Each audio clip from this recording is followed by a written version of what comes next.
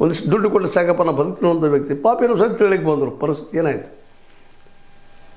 ನಮ್ಮದು SIT set ಅಂತಾರೆ ನಮ್ಮ ಬಾಲಣ್ಣವರು. ಕರೆಕ್ಟ್ ಸೆಟ್ ಅನ್ನೋದು SIT ಸೆಟ್ ಅನ್ನೋದು ಕೂತ್ಬಿಟ್ಟಿದೆ ಆರಾಮ್ಸ್ರಿ. ಪಾಪ ಯಾರು ದೂರ್ಗಳಿಗೆ ಬಂದಿದ್ದಾರೋ ಅವ್ರನ್ನ ಅಪರಾಧಿ ಮಾಡೋದು ಕೆಲಸ ಮಾಡ್ತಾಯಿದೆ ಇವತ್ತು.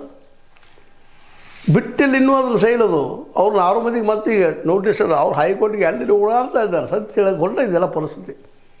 ಬಾಲಣ್ಣವ್ರಿಗೆ ಇದೆಲ್ಲ ಆಶ್ಚರ್ಯವಾಗಿ ಕಾಣ್ತಾ ಇದೆ. ಎಲ್ಲೂ ಇಲ್ಲಂಥದ್ದಲ್ಲಪ್ಪ ಅದು ಜಗತ್ತಿನಲ್ಲೇ ಕ್ರಿಮಿನಾಲಜಿ ಒಳಗೆ. ಇಲ್ಲಿ ಸ್ವತಃ ಆರೋಪ ಮಾಡೋರು ಆರೋಪಿ ಆಗ್ತಾ ಇದ್ದಾರಲ್ಲ, ಸಾಕ್ಷಿದಾರರು ಆರೋಪ ಆಗ್ತಿದ್ದಾರಲ್ಲ. ಇದಕ್ಕೆ ಕಾರಣ ಅಂದ್ರೆ ಇದ್ದವರು ಇಲ್ಲದವರು. ಸ್ವತಂತ್ರವಾದ ಮೀಡಿಯಾಗೆ ಬೇಕಾಗಿರುವುದು ಸ್ವತಂತ್ರ ಧ್ವನಿ. ಆ ಸ್ವತಂತ್ರ ಧ್ವನಿ ಉಳಿಸಲು ನೀವು ಮಾಡಬೇಕಾದದ್ದು ಇಷ್ಟೇ. ಅದೇನಪ್ಪಾ ಅಂತಂತಂದ್ರೆ ನಿಮ್ಮ ಕೈಲಾದಷ್ಟು ಸಹಾಯ ಈ ಚಾನಲ್ಗೆ ಮಾಡಿ ಹಾಗೂ ನಿಮ್ಮ ಧ್ವನಿಯನ್ನು ಕಾಪಾಡಿಕೊಳ್ಳಿ. ನೋಡ್ರಿ, ಇದ್ದವ್ರು ಇವತ್ತು ಪಾಪಿ, ಇಲ್ಲದವ್ರಿಗೆ ಏನಂತಾರ ನೆಕ್ಸ್ಲೈಟ್ಸ್ ಅಂತಾರ, ಅರ್ಬನ್ ನೆಕ್ಸ್ಲೈಟ್ಸ್ ಅಂತ ಕರೀತಾರ, ಮತ್ತೇನು ಕರೀ. ಒಟ್ಟು ಮುಚ್ಚಬೇಕಪ್ಪ ಕೇಸ್. ಇದನ್ನ ಈ ಸತ್ಯ ಹೊರಬಾವ ಆ ಸತ್ಯದ ಸುಳ್ಳೇನು.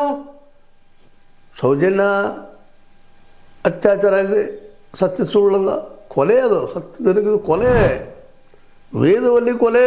ಸುಟ್ರಲ್ಲಪ್ಪ ಪಾಪ ಹೆಣ್ಣುಮಗಳನ್ನು. ಪದ್ಮಲತಾ ಪಾಪ ಹುಡುಗಿ, ಸಣ್ಣ ವಯಸ್ಸಿನ ಹುಡುಗಿ ಕೊಂದು ಬಿಟ್ರಲ್ಲಪ್ಪ. ಇದು ಸುಳ್ಳನ ಇದು.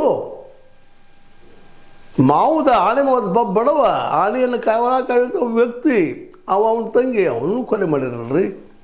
ಇಲ್ಲೆಲ್ಲ ಕೊಲೆ ಆದಂಥವ್ರು ಯಾರು ನೋಡ್ರಿ ಅವ್ರನ್ನೆಲ್ಲ. ಅದು ಇವತ್ತು ಅವ್ರು ನ್ಯಾಯ ಸಿಗ್ತಾ ಇಲ್ಲ, ಮುಚ್ಚಿ ಹೋಗ್ತಾರೆ. ಇದರಿಂದ ಇದ್ದವ್ರು ಯಾರು ಅಂತ ಕೇಳಿದ್ರೆ ಉತ್ತರ ಇಲ್ಲ. ಉತ್ತರ ಹುಡುಕಕ್ಕೆ ಹೊರಟವ್ರನ್ನ ನಿರುತ್ತರ ಮಾಡೋದು ಅಷ್ಟೇ ಅಲ್ಲ, ಅವ್ರನ್ನು ಸಹಿತ ಗಡಿನಾಡು ಬಿಟ್ಟು ಓಡಿಸೋದು ಕೆಲಸ ನಡೀತಾ ಇದ್ದಾವಂತ.